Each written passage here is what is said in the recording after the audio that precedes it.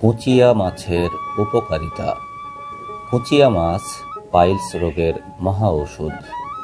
কুচিয়া হজম শক্তি বাড়ায়, শরীরের যে কোনো বাতের ব্যথা কমায়, উচ্চ রক্তচাপ কমায়, শ্বাসকষ্ট কমায়। কুচিয়া খেলে শরীরের রক্ত স্বল্পতা দূর হয় এবং বসন্ত রোগ তাড়াতাড়ি সারে। মুখে দাড়ি ও চোখের ব্রুতে পশম না থাকলে কুচিয়ার রক্ত মাখলে মুখের দাড়ি ও চোখের ব্রুতে পশম গজায়।